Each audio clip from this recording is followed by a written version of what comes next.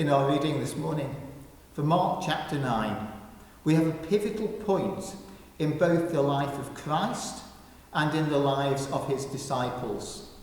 It's the Transfiguration. In the previous chapter, Jesus had asked his disciples, "Who do you say I am?"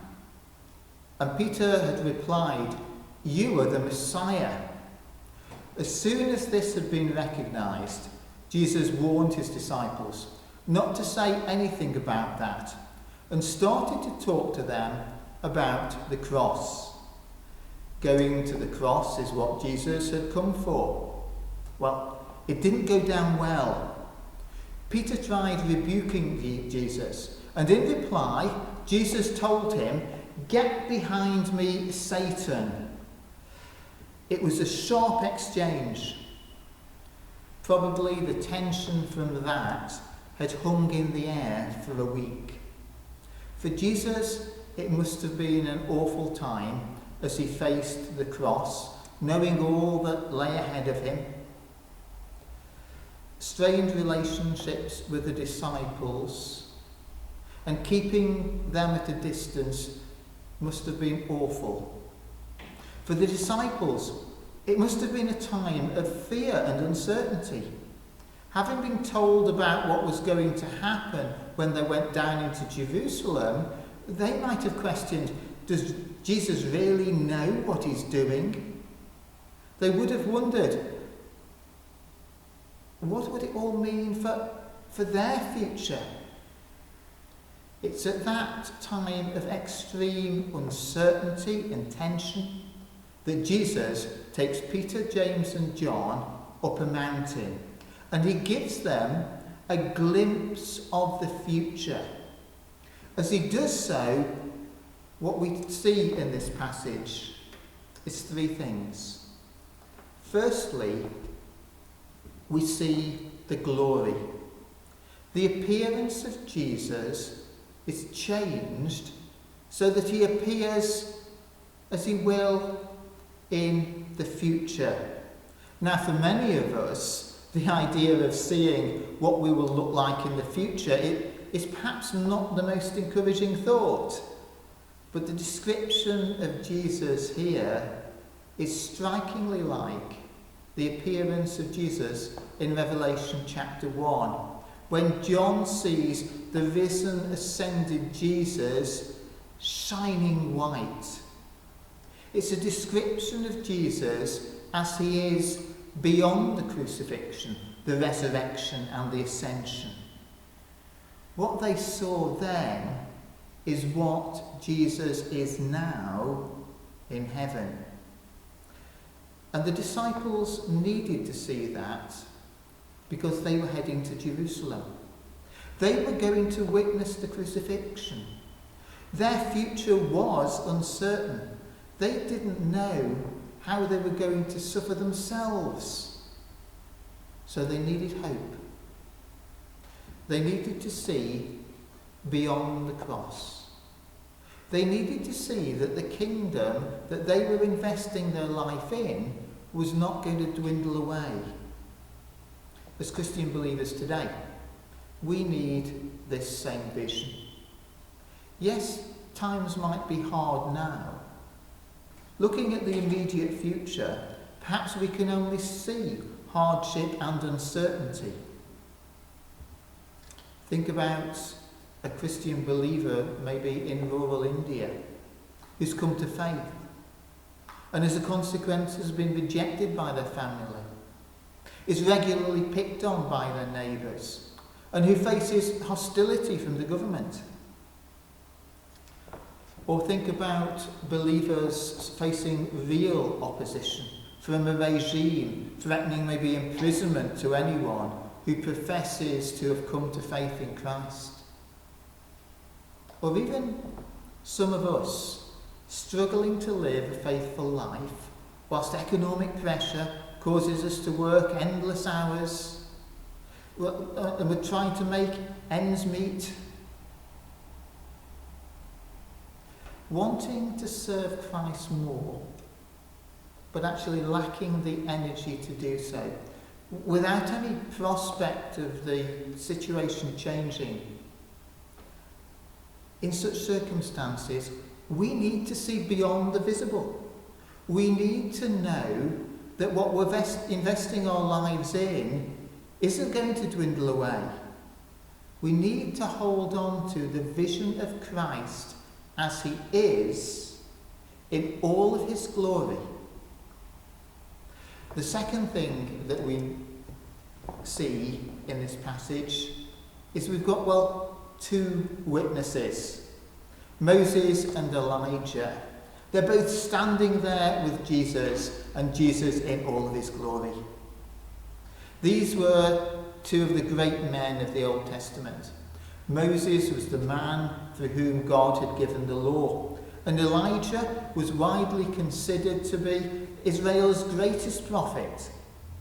Both of these men had been faithful in their generation and had suffered immensely for it. In this passage, we see their future. There they were, standing in the presence of Christ, now united with the God that they'd served for all of those years, the one they had kept believing in through all the difficulties that they had faced. And it's worth remembering that neither of these great men were perfect. Moses had a murder on his record, and he'd not been allowed to enter the promised land because of his past failures. Elijah had experienced severe depression at one point in his life. Yet there they were, witnessing they were now living in the future that had been held for them in Christ. That future that they'd looked to all of those years was now a reality. That's a real encouragement for our future.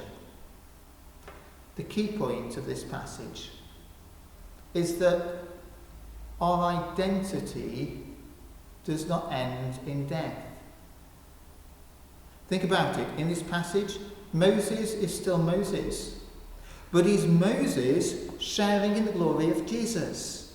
Elijah is still Elijah, but he's Elijah sharing in the glory of Jesus. And one day, we will still be us, but transformed, and sharing in the glory with the risen, ascended Christ. This passage gives us real hope, and these two witnesses are witnessing to that hope. If it was true for them, then it's true for us. And the third thing we see in this passage is the cloud.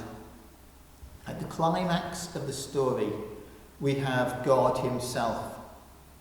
In the Old Testament, the cloud signified the presence of God.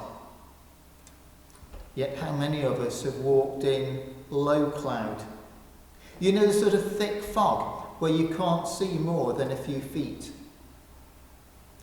That's the picture of God we have in the Old Testament. It's the image of an obscure God, hidden from us, who we cannot see. But here, that hidden God has something to say.